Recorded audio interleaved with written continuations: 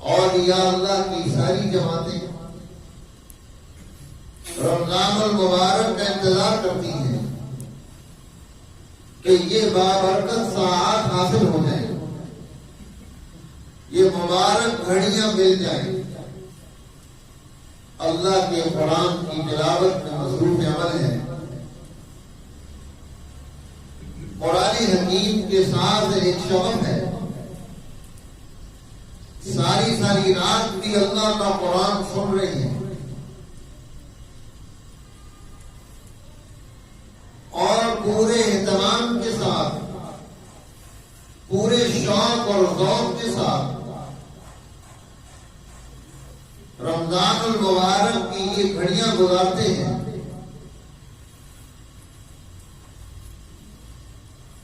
इमाम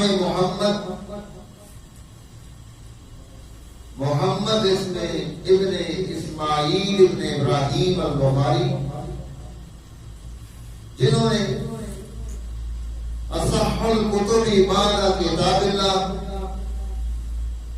अल्लाह की किताब के बाद बेहतरीन किताब, कुरान हकीम के बाद सबसे मोतबर किताब, जिसके वो मुअल्लिफ हैं बुखारी शरीफ के, रमजानुल मुबारक में तरावीह में अल्लाह के कुरान की तिलावत करते हैं और जब तरावीह की नमाज मुकम्मल हो जाती है तो फिर क़यामुल लैल शुरू होता है। सारी रात क़यामुल लैल में अल्लाह के कुरान की तिलावत करते हैं। हज़रत शेखुल हिंद मौलाना महमूद हसन दारुल उलूम देवबंद में, जिन्होंने तकरीबन 50 साल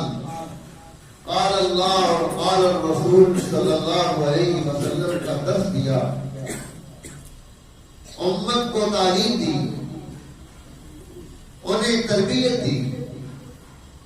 मुस्तक़बिल के अदवार पैदा करने की हिकमत अमली बनाई। बड़े बड़े अजिल्ला लोग उम्मत को दे रही है शागिर्दों में। हजरत मौलाना अशरफ अली थानवी रहमतुल्लाह अलैह जैसे कि जिन्होंने बहुत सारी किताबें लिखकर उम्मत को